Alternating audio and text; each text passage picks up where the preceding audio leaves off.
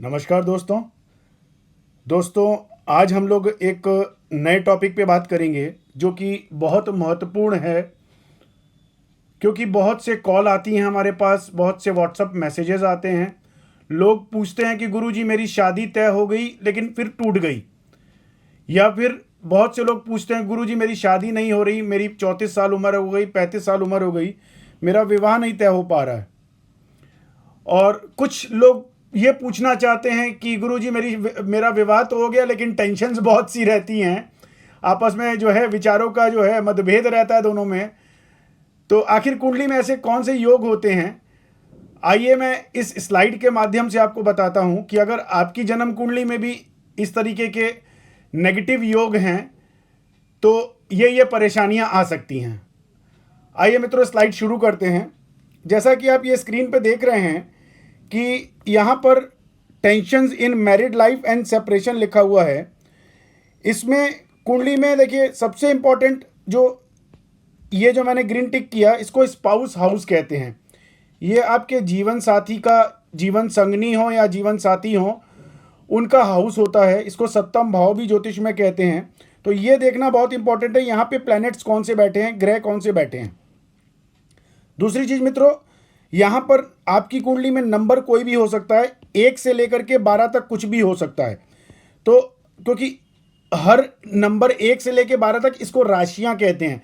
Number 1 मेष राशि, number 2 वृषभ राशि, ऐसे अलग अलग, नंबर 3 मिथुन है। तो ऐसे अलग अलग राशियां हैं। वो राशियां क्या हैं उसका अफेक्ट हम लोग इस पे नहीं बात करेंगे।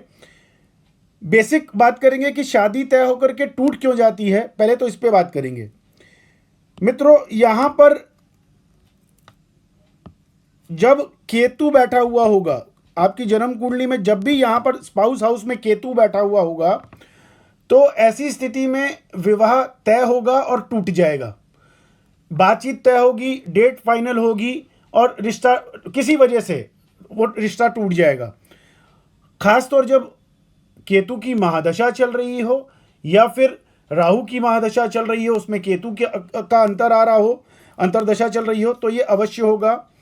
और इसमें एकदम लगेगा जैसे अभी बात फाइनल, शादी की डेट फाइनल हो गई और टूट जाएगा। ये भी देखा गया है मित्रों, अगर ये केतु जैसे यहाँ पर बैठा है, ये नेगेटिव नक्षत्रों में हो, शीतविषा नक्षत्र, मूल नक्षत्र में या फिर आद्रा नक्षत्र में, खासतौर ये 3 नक्षत्र बहुत खराब माने गए हैं वैवाहिक जीवन के लिए। तो अगर उसमें ये केतु बैठा हुआ होगा तो डेफिनेटली शादी तय होगी और टूट जाएगी, ये कंफर्म है। बहुत हजारों कुंडलियों पे चेक किया हुआ है मेरा। अब फिर बात करते हैं मित्रों, जब यहां पर केतु बैठा हुआ होगा तो राहु फिर यहां पर बैठा हुआ होगा, क्योंकि राहु केतु हमेशा सप्तम एक्सिस में बैठते हैं। अब यहां पर ये राहु केतु क्या कराता है, जब राहु केतु इस तरीके से बैठे हुए हों या फिर यहां पर केतु बैठा हुआ हो और अब यहां पर राहु बैठा हुआ हो, ठीक है, तो होता क्या है कि ऐसे लोगों की मैरिज तो हो जाती है किसी वजह से, अगर राहु यहां पे बैठा हुआ हो तो, लेकिन पति पत्नी एक छत के नीचे नहीं रह पाते। वो उनका ट्रांसफर वाला जॉब होता है। कोई जैसे पत्नी अगर यहां पे रह रही है तो पति दूसरे शहर में रह रहे हैं, किसी वजह से एक छत के नीचे वो जो है 24 घंटे या कह लीजिए कि रेगुलर वो पूरा महीना एक छत के नीचे नहीं रह पाते। उनका ट्रांसफर जॉब होता है, 5 दिन वो किसी दूसरे शहर में रह रहे हैं। जैसे एग्जांपल के तौर पे दिल्ली में पत्नी रह रही है और पति लखनऊ में रह रहे हैं, तो एक डिफरेंस, दूरी बनी रहती है और वो हफ्ते के हफ्ते जब शनिवार इतवार छुट्टी मिलती है तो अपने घर जाते हैं। तो जब कुंडली में इस तरह के कॉम्बिनेशन होते हैं, केतु लगन पे और राहु सप्तम भाव में हो और राहु या केतु की महादशा या अंतरदशा चल रही हो, तो ये समस्या आती ही आती है। फिर यहाँ पर जो मैंने स्टार्टिंग में बताया, राशि देखना बहुत इंपॉर्टेंट है कि वो किस राशि में है, ठीक है। तो जैसे अगर वो अग्नि तत्व राशियों में होगा, नंबर 1, नंबर 5 या नंबर 9 में, तो उसका नेगेटिव इफेक्ट अग्नि तत्व होने की वजह से ज़्यादा होगा। अगर वो जल तत्व में हो, 4 नंबर, 8 नंबर या 12 नंबर में होगा, तो उसका अफेक्ट कम होगा, क्योंकि यहाँ पे जो जल तत्व राशियाँ हैं वो नेगेटिविटी को बहुत हद तक कम करती हैं। प्लस केवल देखिए मित्रों, इतना देखना पर्याप्त नहीं है, इसके साथ साथ में उपपद लगन चार्ट वैवाहिक जीवन के लिए देखी जाती है, वो देखनी बहुत इंपॉर्टेंट है। फिर यहाँ पर सर्वष्टक वर्ग पॉइंट देखने बहुत इंपॉर्टेंट है, वो एक अलग से चार्ट बनती है।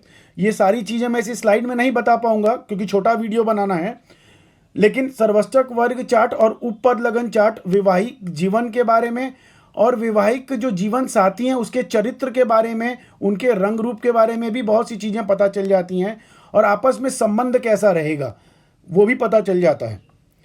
अब मित्रों दूसरे टॉपिक पे बात करेंगे यहाँ पर कि अब स्पाउस की लॉन्जिविटी कब कम हो जाती है। मतलब आपका शादी तो हो गई लेकिन पति या पत्नी जो उनकी अल्पायु, मतलब बहुत बार देखा होगा आपने कि विवाह के बाद पति या पत्नी की मृत्यु हो जाती है। वो क्यों होता है, कब ऐसे कॉम्बिनेशंस होते हैं कि जिसकी वजह से मृत्यु होती है। तो मित्रों यहाँ पर जब मंगल बैठा हुआ हो और राहु स्पाउस हाउस के पहले और शनि स्पाउस हाउस के बाद, ठीक है, इसको 12वां घर कहते हैं जस्ट इससे 12th, और इसको सेकंड कहते हैं स्पाउस हाउस से। तो जब ये राहु नेगेटिव ग्रह, शनि नेगेटिव ग्रह और लगन पे यहाँ पे स्पाउस हाउस में मंगल बैठ जाए तो ये इसको मांगलिक दोष कहते हैं। ये मंगल और भी घातक तब हो जाता है जब ये नंबर 4 में आ जाता है, कर्क राशि में नीच का हो जाता है, तो ये और भी घातक हो जाता है। फिर मित्रों मंगल की महादशा होनी बहुत इंपॉर्टेंट है, या राहु की महादशा में मंगल की अंतर्दशा होगी तो दुखद है, लेकिन सत्य ये है कि जीवन साथी की अल्पायु होती है। फिर मैंने बोला और भी चीज़ें देखना ज़रूरी है, केवल अपनी कुंडली में ये मंगल देख करके डरिएगा नहीं। उसके लिए आप अपनी जन्म कुंडली हमको दिखाइए, उसमें मैं आपकी सर्वष्टक वर्ग चार्ट बनाऊंगा। उसके बाद D9 चार्ट जो कि नवमांश कुंडली है वो देखी जाती है। फिर साथ में उपपद लगन चार्ट बनाऊंगा, तब किसी फैसले पे फाइनल बताया जाता है कि महादशा कौन सी चल रही है और वाकई ही आपके जीवन संगनी या जीवन साथी की अल्पायु है कि नहीं। विवाह से पूर्व अगर कुंडली दिखाएंगे तो आपका लाभ ये होगा कि आप ऐसे साथी के साथ विवाह नहीं करेंगे, या गलत ट्रांजिट में राहु में मंगल चल रहा हो उसमें आपको विवाह से मैं तुरंत रोक दूंगा कि अभी विवाह मत करिए, बाद में करिए। क्योंकि बहुत दुखद होता है जब आप किसी से प्रेम करें, प्रेम नया नया शुरू होता है और किसी वजह से दुर्घटना में, रोड एक्सीडेंट में मृत्यु हो जाए तो वाकई वो जीवन भर चुभने वाली पीड़ा होती है। तो मैं नहीं चाहता कि किसी भी कन्या का विवाह हो और वो उसको जो है विधवा योग या वैधव योग जिसको कहते हैं वो झेलना पड़े। वो वाकई बड़ा कष्टप्रद होता है और दुखद होता है। फिर मित्रों अब बात करेंगे यहाँ पर कुंडली में एक और टॉप उस पर कि कुंडली में यहाँ पर टेंशन्स कब होती हैं, कि विवाह हो गया टेंशन्स बहुत हैं, तब ऐसी स्थिति में क्या होगा मित्रों कि यह मंगल यहाँ पे नहीं बैठा हुआ होगा, या मंगल बैठा हुआ होगा तो अपनी नंबर 1 राशि मेष में या फिर नंबर 8 ये वृश्चिक राशि, इसको ये दोनों मंगल की राशियां हैं। ये मांगलिक दोष तो बनेगा लेकिन वो मांगलिक दोष कम हो जाएगा क्योंकि मंगल अपनी राशि में चला जाएगा। और फिर सर्वष्टक पॉइंट में अगर इसको 20 पॉइंट मिल रहे हैं, मतलब 25 के नीचे मिलेंगे तो इसको ठीक ठाक कहा जाता है, खराब नहीं होता।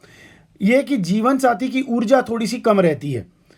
लेकिन तनाव कब होता है, जब राहु की स्थिति यहाँ पे हो, शनि की स्थिति यहाँ पर हो, या राहु यहाँ पर बैठा हुआ हो और या केतु यहाँ पर बैठा हुआ हो, मंगल भले ही ना भी हो यहाँ पे, तो भी आपस में पति पत्नी में विचारिक मतभेद रहता है।